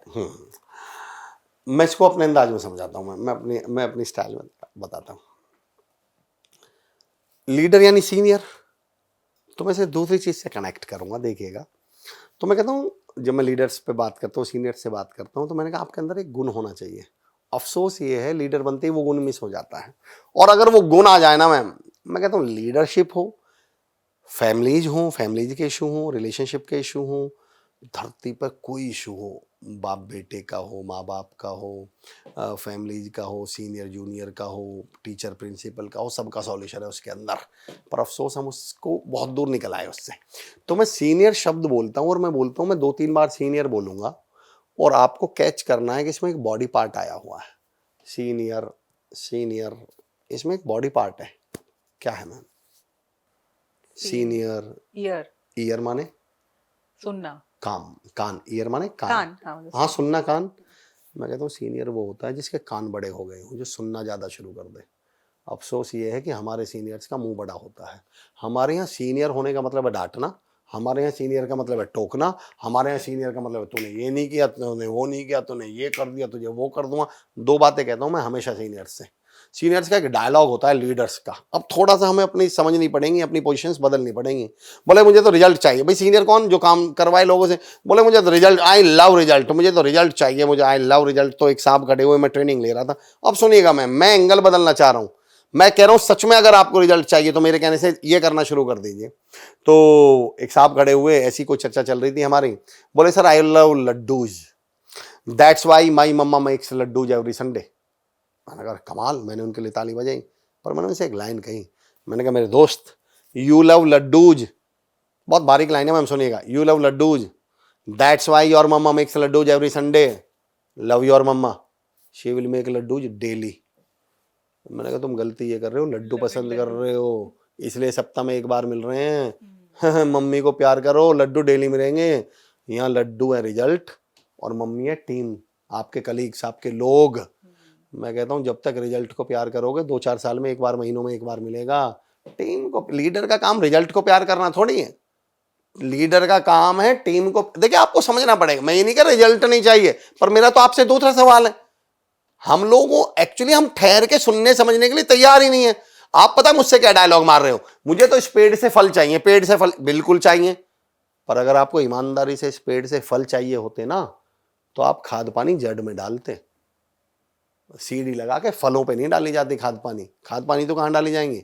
वो टीम जो है जड़ है, जिस पर रिजल्ट नाम के फल लगेंगे। तो खाद पानी तो इन्हें दो ना। ध्यान, हमारे यहाँ मैं उसे गलत नहीं मानता, पर अगर आप उसको थोड़ा सोचना शुरू करें, तो टाइम आ चुका है कि उस बात को हम थोड़ा सा रिवैम्प करें, थोड़ा सा मतलब रीथिंक करें, दोबारा सोचें, पॉन्डर करें उस पर।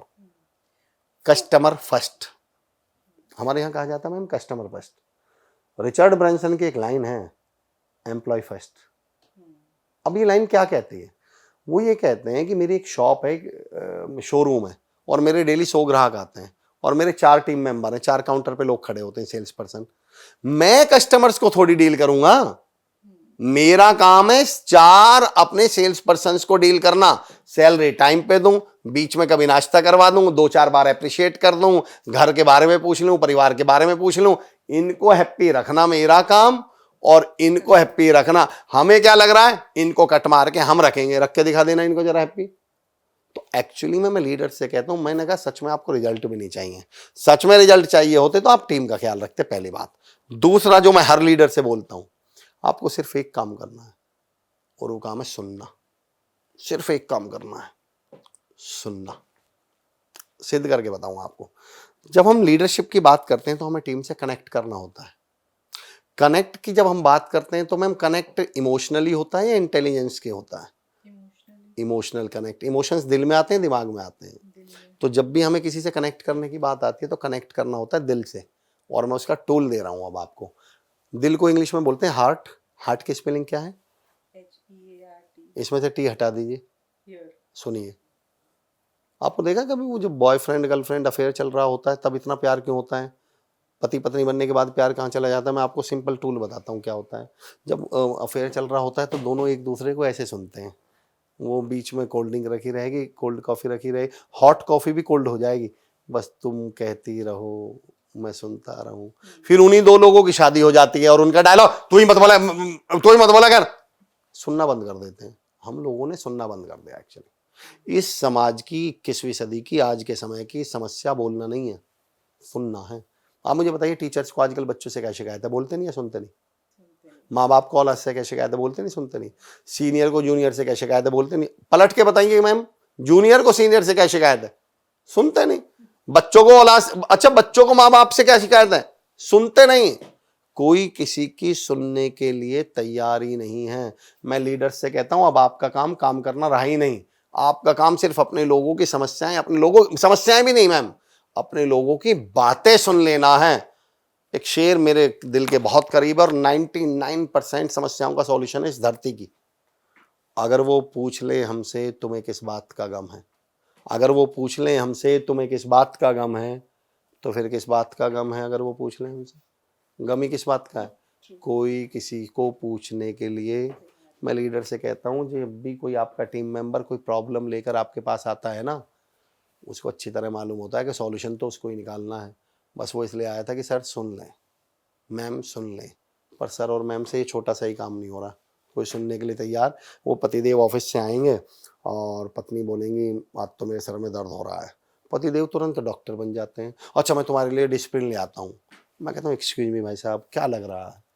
ये सुबह से 50 पैसे के डिस्प्रिन का इंतजार कर रही थी, इनके पास 50 पैसे नहीं थे। सही बताइए, इन्हें डिस्प्रिन खानी होती है, खुद मंगवा के नहीं खा लेती। ये कह रही है ये धरा भरी बैठी हूँ, सुन। और अगर हमने उन्हें सुन लिया तो आप कभी नोटिस करना, 10 मिनट बाद पूछना कि जी वो डिस्प्रिन ले आऊं क्या? अभी उन्हीं का डायलॉग क्या होता है, नहीं अब तो थोड़ा ठीक बेटर लग रहा है, चाय पी लूंगी। और मैं हमेशा लोगों से बोलता हूं, अगर हमने उन्हें 10 मिनट नहीं सुना तो उनका सर दर्द एक ऐसी बीमारी में बदलेगा जिसका इलाज इस धरती पर किसी डॉक्टर के पास नहीं है। बीमारी का नाम बताऊं? अजीब सा हो रहा है। अब इस अजीब से का इलाज है। मैं हर लीडर से बोलता हूं, इससे पहले कि आपके टीम मेंबर्स का सर दर्द अजीब से में बदल जाए, उन्हें सिर्फ क्या कर लीजिए, सुन लीजिए। पर क्या करें, सुनने के लिए तो हम तैयार, और हम सुनने की ताकत ही नहीं। आप, मैंने शब्दों पे, मैंने कहा ना, मैंने शब्दों पे बहुत काम किया। सीनियर में क्या हुआ है मैम? ईयर। हार्ट में क्या हुआ है? चलो एक चीज और बताता हूँ, हम सब कमाने ही तो आए हैं, हम सबको कमाना है। अर्निंग की पहली 3 लेटर पढ़िएगा, क्या है? EAR, earning. चलो मैं प्रैक्टिकल उदाहरण दे देता हूँ। ये पॉडकास्ट किसके चैनल पर रिलीज होगा? आपके। इस पॉडकास्ट में बोल कौन रहा है? सुन कौन रहा है? एडसेंस के पैसे किसके पास जाएंगे?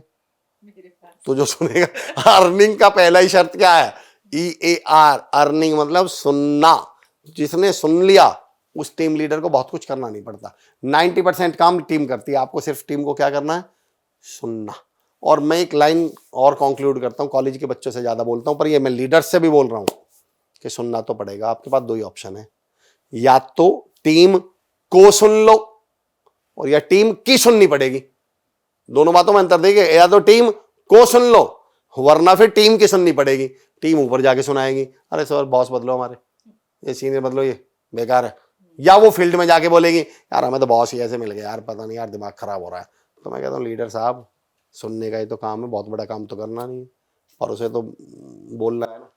एक आखिरी सवाल मैं आपसे पूछना चाहती हूँ कि आजकल रिबेलियस होना क्यों कूल है इतना, कि ये अगर नॉर्म है या ये चीज चलती आ रही है तो मुझे तो इसकी निंदा करनी है या मैं इसके अगेंस्ट होने वाली हूँ। इसका छोटा सा, बहुत छोटा सा टूल बता देता हूँ मैं।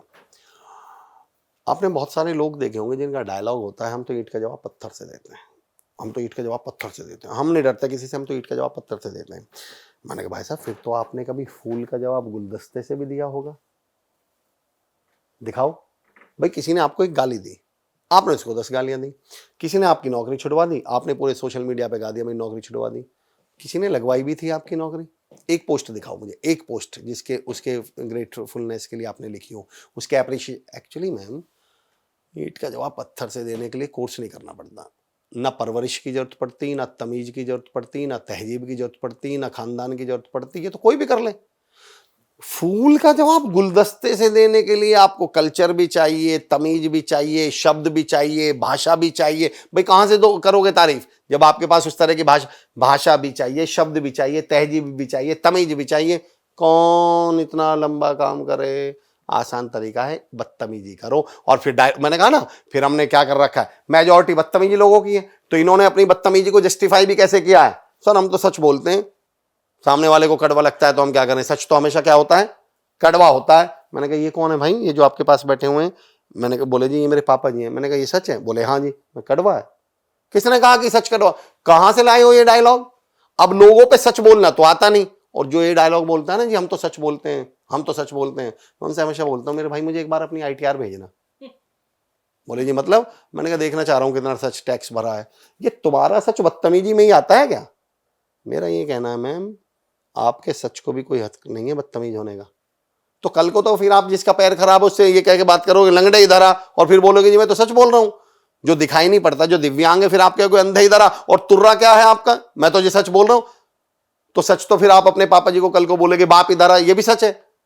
तो आपका सच बदतमीज थोड़ी हो जाएगा। तो लोगों को बदतमीजी आती है, बदतमीजी के लिए ना डिग्री करनी पड़ती, ना परिवार चाहिए, ना खानदान चाहिए, ना तमीज चाहिए, ना तय। मैं जब पढ़ाता था मैं अपने बच्चों से हमेशा एक बात बोलता था, बेटा वो काम मत करना जिस काम के लिए इतनी पढ़ाई की जरूरत ही नहीं थी जितनी कर चुके हो। बोले जी मतलब? मैंने कहा गुस्सा करने के लिए 12वीं नहीं करनी पड़ती, गुस्सा कंट्रोल करने के लिए 12वीं करनी पड़ सकती है। गुस्सा कंट्रोल करने के लिए पढ़ाई होती है, गुस्सा करने के लिए कोई पढ़ाई थोड़ी होती है। तो मैंने कहा या तो अनपढ़ है, यहाँ अनपढ़ से मेरा मतलब है या तो आप पढ़ते ही मत, घर वालों के पैसे मत लगवाते, और अगर लगवा दिए तो आप वो काम मत कर देना। वरना मैं एक सिंपल मैं ये उदाहरण देता हूँ मैम, मेरी पढ़ाई में 2-4-5 लाख रुपए लगे, एक बिल्कुल नहीं पढ़ा, कभी स्कूल नहीं गया, ये भी गाली दे रहा, मैं भी गाली दे रहा हूँ, तो दोनों में नहीं फर्क नहीं, मैं तो उल्टा कह रहा हूँ, दोनों में बेवकूफ कौन? जो काम मैं 12 लाख रुपए लगा के कर रहा हूं वो उसने फ्री में करा हुआ है। अरे तो मुझसे ज्यादा समझदार तो वो निकला। तो फिर या तो 12 लाख लगा के वो काम मत करिए जो फ्री में हो सकता था, ग्रेजुएशन करके वो काम मत करिए जो आप बिना ग्रेजुएशन के भी कर सकते थे। तो सर एक्चुअली क्या है कि मिलकर चलना लोगों ने छोड़ दिया है। छोड़ दिया, बिल्कुल छोड़ दिया। और ये एक्चुअली मैम क्या है, ये अलग टॉपिक चला जाएगा, पर मैं आपको बताऊं पिछले 15-20 सालों में जो सबसे बड़ी साजिश हुई है, जो चीजें किसी भी इंसान की जिंदगी को बेहतर बना सकती थी, खूबसूरत और कामयाब बना सकते थे, बड़ी चालाकी से उन चीजों के प्रति हमारे दिमाग में नेगेटिव नैरेटिव सेट किए गए हैं। और मैं अभी सिद्ध करके बताता हूं 2 मिनट में कैसे सेट किए जाते हैं ये नेगेटिव नैरेटिव। सब अच्छा, आपका मानना है कि जब हम पॉजिटिव बातें करते हैं, पॉजिटिव सोचते हैं, हैप्पीनेस की बातें करते हैं तो हमारी जिंदगी में ग्रोथ मिलती है, ग्रो होती है, हम बेहतर बनते हैं, कामयाब होने के चांसेस बढ़ते हैं। सबको मालूम थी ये बात। हमें कैसे रोका गया, कितने अच्छा डायरेक्ट मना करते, पॉजिटिव बातें मत करो, आप मान लेती? कितनी चालाकी से रोका गया मैं बताता हूँ। हमसे कहा गया कभी भी कोई भी अच्छी बात या अच्छी खबर या पॉजिटिव बात मत बताना, नजर लग जाएगी। अब हमने कहा अरे हाँ यार।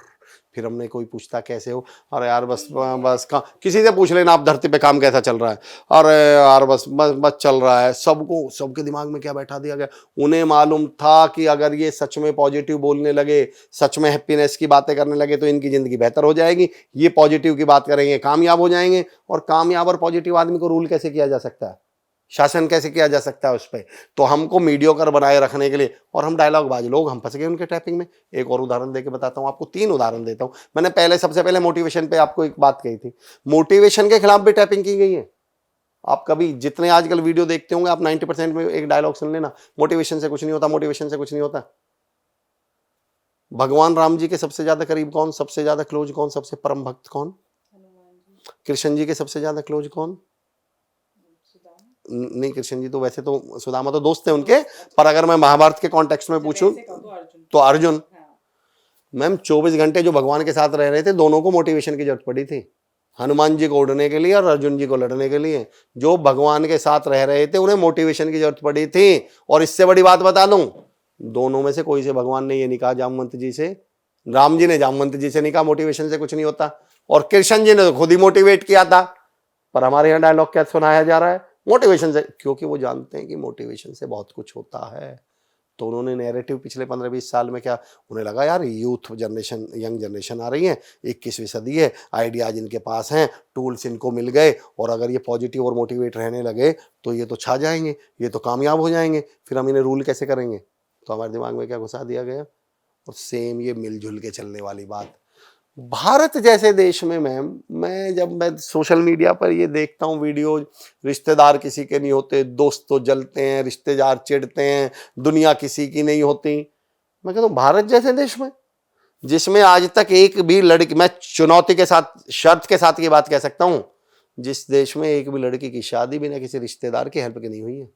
किसी ने, फूफा जी ने आके 50,000 जेब में रखे होंगे, किसी मामा जी ने 30,000 दिए होंगे, कोई दोस्त आया होगा 1.5 लाख रुपए दे के गया होगा, कोई बात नहीं बाद में कर लेंगे साहब। उस देश में ये डायलॉगबाजी चल रही है कि रिश्तेदार काम नहीं आते, रिश्तेदार किसी के नहीं होते। ये होम लोन तो कल परसों आए हैं मैम। मैं चुनौती के साथ कहता हूँ, एक व्यक्ति दिखा देना जो ये कहता हो कि मैंने मकान बनाते समय रिश्तेदार या दोस्त से पैसा नहीं लिया था। एक व्यक्ति ढूंढ के लाना।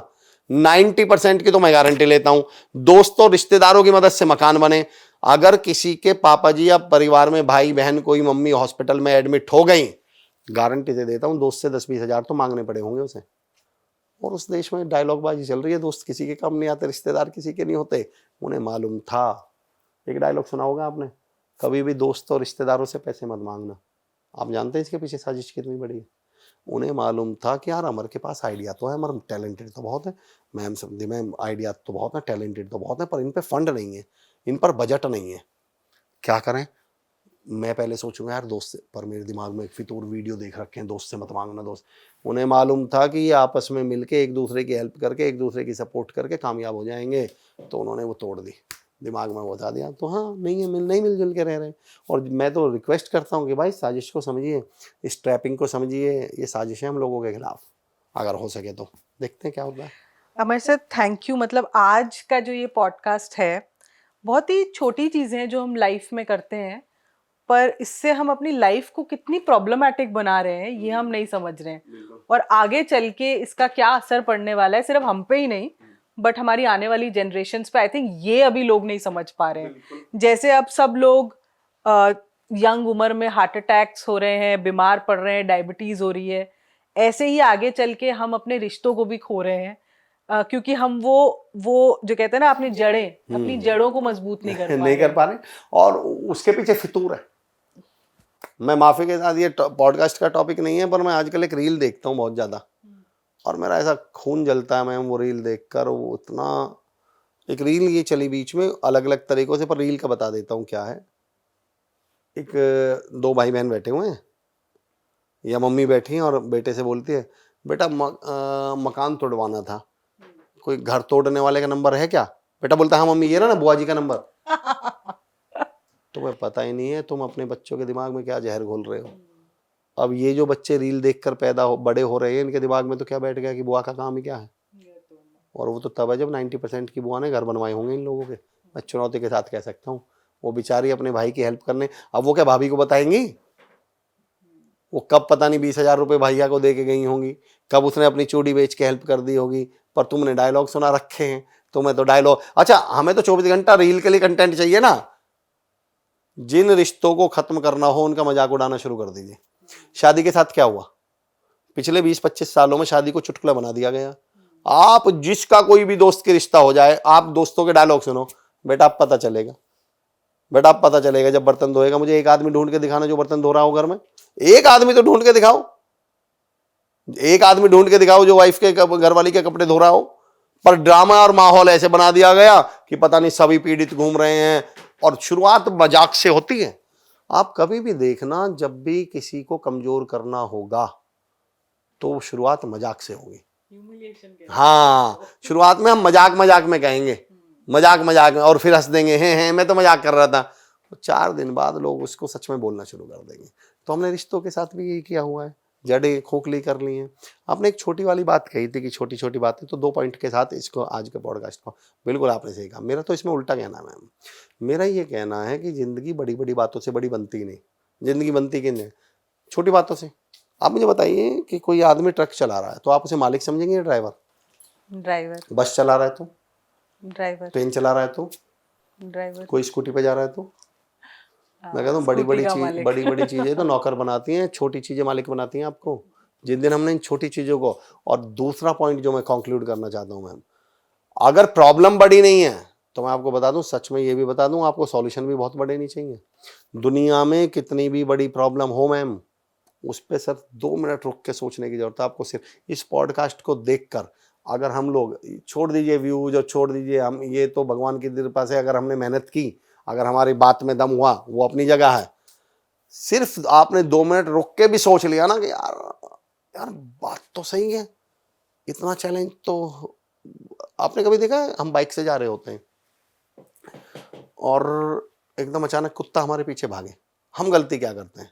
बाइक तेज, कुत्ता और तेज, बाइक तेज, कुत्ता तेज, बाइक तेज, कुत्ता तेज, बाइक। आप ब्रेक मार दो, कुत्ता भाग जाता पलट के। कुत्ते को कुछ नहीं पता था कि मैं क्यों भागा, कुत्ते को लगा भाई साहब भाग रहे हैं तो ले मैं भी भाग लेता हूँ। मुश्किलों के साथ, समस्याओं के साथ यही हो रहा है। इतनी सी आई और हमने भागना शुरू कर दिया।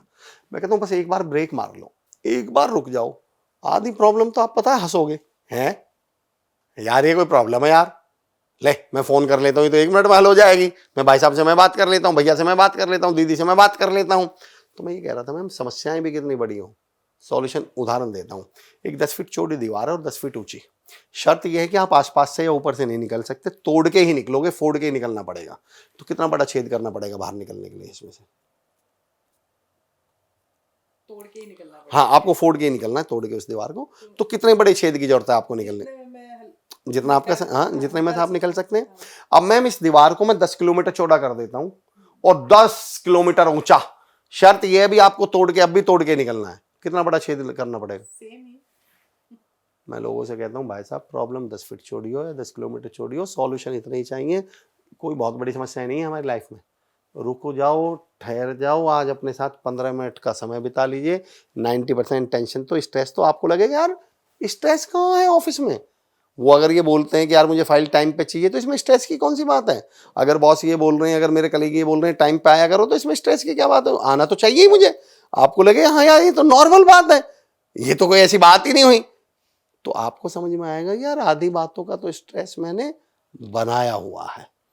तो बहुत बहुत धन्यवाद मैम, बहुत बहुत आभार। आपको भी बहुत बहुत थैंक यू हमारे इस पॉडकास्ट पे आने के लिए। और मैं तो ऑडियंस से यही कहूंगी कि आप अगर इस पूरे पॉडकास्ट में से कोई 2 चीजें भी निकाल के अपनी लाइफ में उसको इम्प्लीमेंट कर लें, तो आप देखना आपकी लाइफ में क्या चेंजेस आएंगे। और अगर आए हैं तो प्लीज वो लिखकर भी हमें कमेंट बॉक्स में बताइएगा। और अगर आप चाहते हैं कि हम अमर सर को फिर से बुलाएं और भी जैसी बातें होती हैं जो लाइफ में हमें परेशान करती हैं, हम सब कुछ इस पॉडकास्ट में कवर नहीं कर पाए, तो आप पार्ट 2 भी लिख सकते हैं कमेंट सेक्शन में, एंड हम कोशिश करेंगे सर को दोबारा लाने के लिए और यही चीजों को वापस सिंप्लीफाइड तरीके से समझाने के लिए। मैं तो एक ही चीज, एक टेक अवे इस पॉडकास्ट से लेके जा रही हूँ कि लाइफ में इतनी बड़ी प्रॉब्लम्स है नहीं जितनी हमने बना दी है।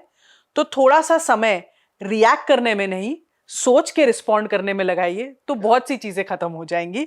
इसी नोट पे thank you so much for watching. जिसको भी इस पॉडकास्ट से फायदा हो उसको प्लीज शेयर कीजिए, लाइक कीजिए, कमेंट कीजिए और चैनल को सब्सक्राइब जरूर कीजिएगा, क्योंकि अगर वो नहीं करेंगे तो ऐसी बातें भी आप तक नहीं पहुंच पाएंगी। Thank you so much for watching. समझे क्या।